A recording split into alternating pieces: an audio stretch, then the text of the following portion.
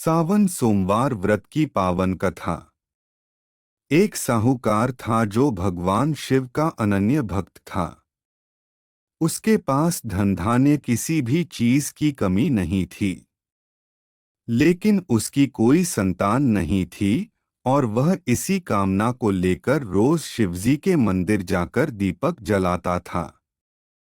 उसके इस भक्तिभाव को देखकर एक दिन माता पार्वती ने शिवजी से कहा कि प्रभु, यह साहूकार आपका अनन्य भक्त है।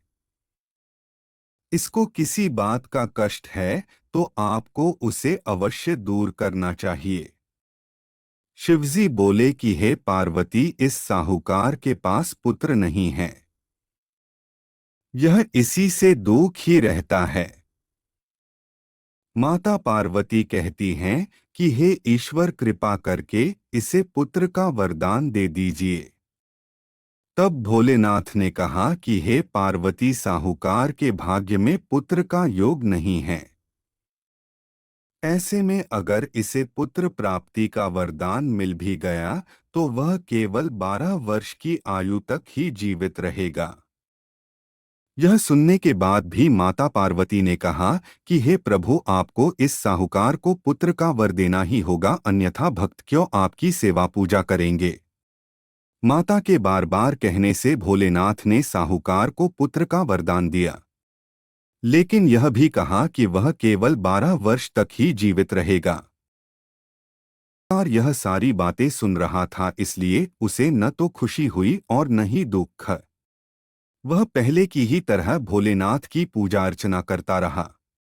उधर सेठानी गर्भवती हुई और 9वें महीने उसे सुंदर से बालक की प्राप्ति हुई।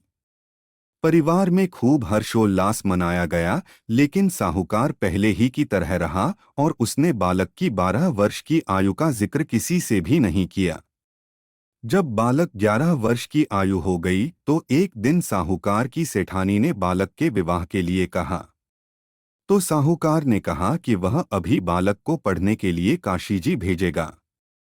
इसके बाद उसने बालक के मामा जी को बुलाया और कहा कि इसे काशी पढ़ने के लिए ले जाओ और रास्ते में जिस भी स्थान पर रुकना वहां यज्ञ करते और ब्राह्मणों को भोजन कराते हुए आगे बढ़ना।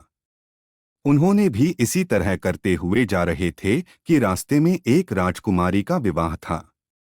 जिससे उसका विवाह होना था वह एक आंख से काना था।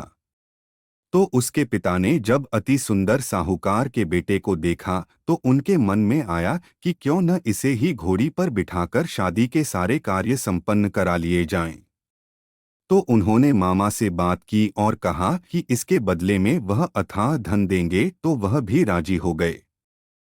इसके बाद साहूकार का बेटा विवाह की बेदी पर बैठा और जब विवाह कार्य संपन्न हो गए तो जाने से पहले उसने राजकुमारी की चुंदरी के पल्ले पर लिखा कि तेरा विवाह तो मेरे साथ हुआ, लेकिन जिस राजकुमार के साथ भेजेंगे वह तो एक आंख का काना है। इसके बाद वह अपने मामा के साथ काशी के लिए चला गया। उधर जब राजकुमार ने अपनी चुनरी पर यह लिखा हुआ पाया तो उसने राजकुमार के साथ जाने से मना कर दिया। तो राजा ने भी अपनी पुत्री को बारात के साथ विदा नहीं किया। बारात वापस लौट गई। उधर मामा और भांजे काशी जी पहुंच गए थे। जब मामा ने यज्ञ रचा रखा था और भांजा बहुत देर तक बाहर नहीं आया तो मामा ने अंदर जाकर देखा तो भांजे के प्राण निकल चुके थे। वह बहुत परेशान हुए, लेकिन सोचा कि अभी रोना पीटना मचाया तो ब्राह्मण चले जाएंगे और यज्ञ का कार्य अधूरा रह जाएगा। जब यज्ञ संपन्न हुआ तो मामा ने रोना पीटना शुरू किया। उसी समय शिव पार्वती उधर से जा रहे थे तो माता पार्वती ने शिवजी से पूछा, हे प्रभु, ये कौन रो रहा है। तभी उन्हें पता चलता है कि यह तो भोलेनाथ के आशीर्वाद से जन्मा साहूकार का पुत्र है। तब माता पार्वती कहती हैं कि हे स्वामी, इसे जीवित कर दें, अन्यथा रोते रोते इसके माता पिता के प्राण निकल जाएंगे। तब भोलेनाथ ने कहा कि हे पार्वती, इसकी आयु इतनी ही थी सो वह भोग चुका। लेकिन मां के बार बार आग्रह करने पर भोलेनाथ ने उसे जीवित कर दिया।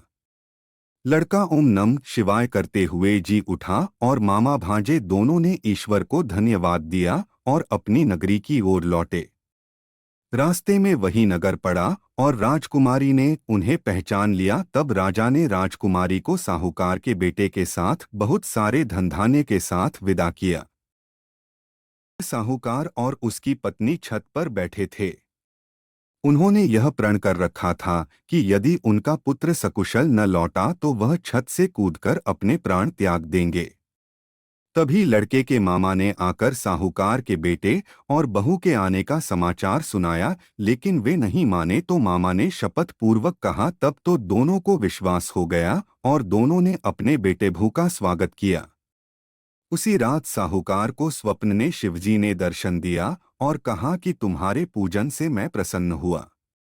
इसी प्रकार जो भी व्यक्ति इस कथा को पढ़ेगा या सुनेगा उसके समस्त दुख दूर हो जाएंगे और मनोवांछित सभी कामनाओं की पूर्ति होगी।